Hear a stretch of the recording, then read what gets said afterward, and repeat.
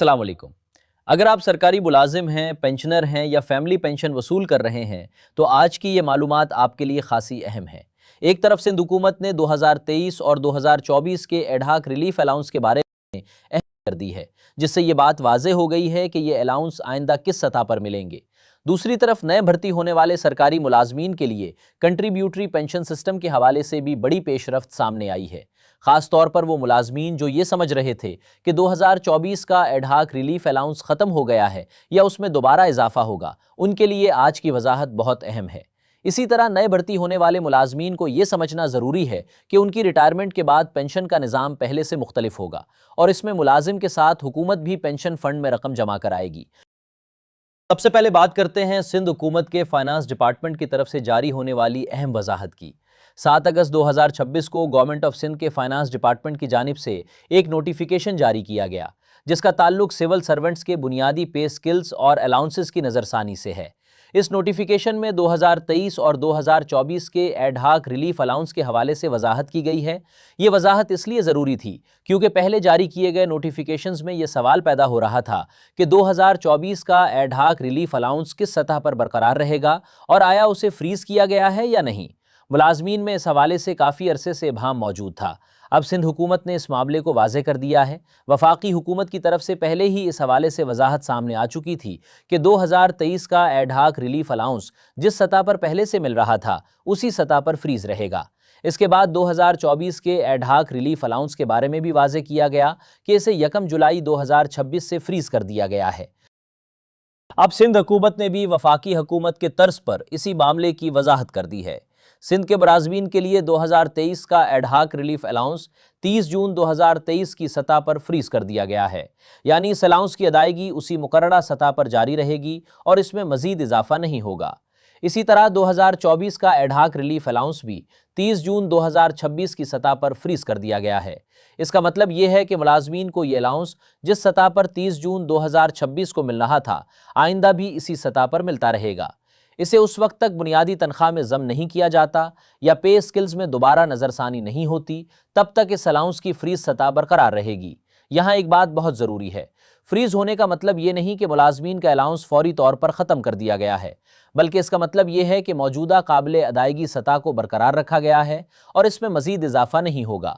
जब मुस्तकबिल में बुनियादी तनख्वाह या पे स्किल्स पर नज़रसानी होगी तो उस वक्त इस अलाउंस के हवाले से नई सूरत हाल सामने आ सकती है।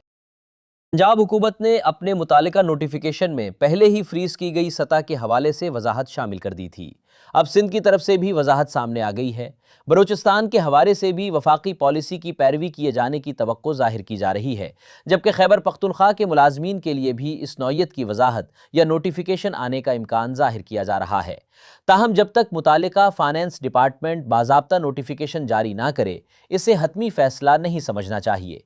अगर आप सरकारी मुलाजिम हैं तो ऐसे पे, अलाउंस और पेंशन से मुताल्लिक सरकारी नोटिफिकेशंस की बरवक्त मालूमात आपके माहाना हिसाब और मुस्तकबिल की माली मनसूबाबंदी के लिए बहुत अहम है।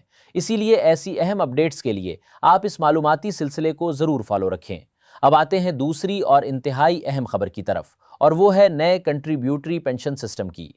वफाकी हुकूमत ने नए पेंशन मॉडल को मुतारिफ कराया है, जिसके तहत रिवायती पेंशन निज़ाम की जगह कंट्रीब्यूटरी मॉडल को नाफिज किया जा रहा है।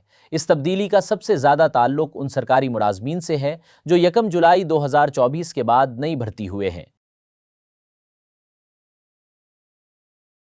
यहाँ पुराने और नए पेंशन निज़ाम का फ़र्क समझना बहुत ज़रूरी है।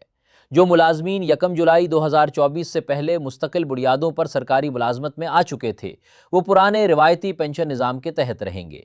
इसी तरह जो अफराद पहले ही पेंशन वसूल कर रहे हैं, उनकी मौजूदा पेंशन सिर्फ इस नए निज़ाम की वजह से ख़त्म नहीं होगी। नए निज़ाम का बुनियादी ताल्लुक नई भर्तियों से है। 1 जुलाई 2024 के बाद भर्ती होने वाले मुलाजमीन के लिए कंट्रीब्यूटरी पेंशन मॉडल मुतारिफ कराया गया है। सूबाई हुकूमतों की सतह पर भी इस मॉडल को अपनाने का अमल शुरू हो चुका है।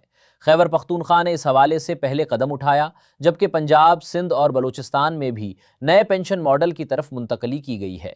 इस नए निज़ाम में मुलाजिम की तनख्वाह से हर माह 10% रकम पेंशन फ़ंड में जमा कराई जाएगी, जबकि हुकूमत की तरफ से 12% हिस्सा पेंशन फ़ंड में जमा होगा। यूँ मुलाजिम और हुकूमत दोनों इस पेंशन फ़ंड में अपना हिस्सा डालेंगे। یہ رقم صرف اکاؤنٹ میں پڑی نہیں رہے گی بلکہ اسے مختلف سرمایہ کاری کے منصوبوں میں لگایا جائے گا۔ ان سرمایہ کاریوں سے حاصل ہونے والے منافع کو بھی ریٹائرمنٹ کے بعد ملازم کے پینشن فوائد سے جوڑا جائے گا۔ اس طرح نئے نظام میں مستقبل کی پینشن کا تعلق پینشن فنڈ میں جمع ہونے والی رقم اور اس سے حاصل ہونے والے منافع سے ہوگا۔ یہ پرانے نظام سے ایک بنیادی فرق ہے۔ روایتی نظام میں ملازم کی پینشن کا طریقہ مختلف تھا، جبکہ نئے کنٹریبیوٹری نظام میں ریٹائرمنٹ کے بعد ملنے والے فوائد کے لیے ملازم اور حکومت کی طرف سے دوران ملازمت جمع کرائی جانے والی رقم اہم کردار ادا کرے گی۔ اس سلسلے میں وفاقی فائنانس ڈویژن کی جانب سے اہل پینشن فنڈ مینیجرز کے حوالے سے بھی پیش رفت کی گئی ہے۔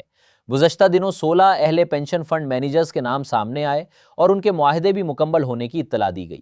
اس پیش رفت کے بعد نئے کنٹریبیوٹری پینشن ماڈل کو عملی طور پر آگے بڑھانے کے لیے ایک اہم مرحلہ مکمل ہو گیا ہے۔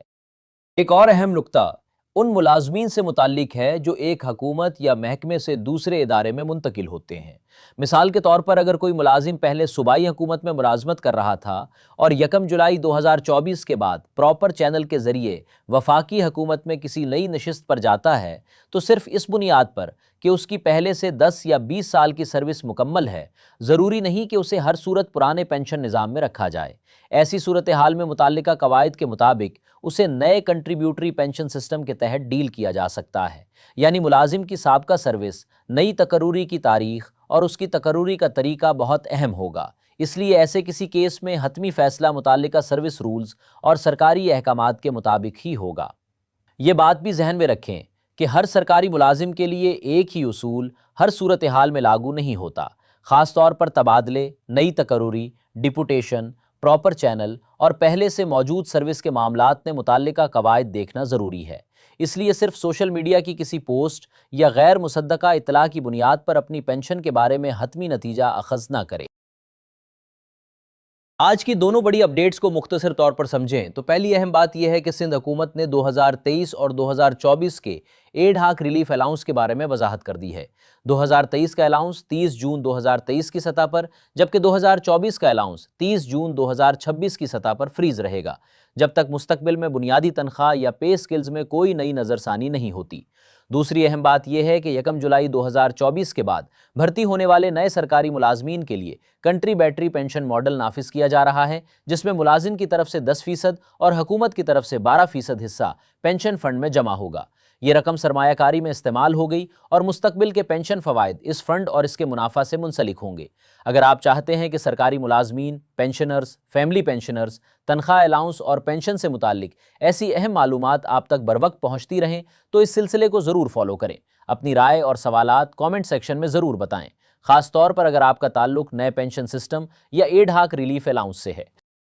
امید ہے آج کی یہ معلومات آپ کے لیے مفید ثابت ہوئی ہوگی۔ اپنا خیال رکھیے، درست سرکاری معلومات کو ترجیح دیجیے اور کسی بھی حتمی مالی یا پینشن فیصلے سے پہلے متعلقہ سرکاری نوٹیفیکیشن اور قواعد ضرور دیکھ لیجیے۔ بہت شکریہ۔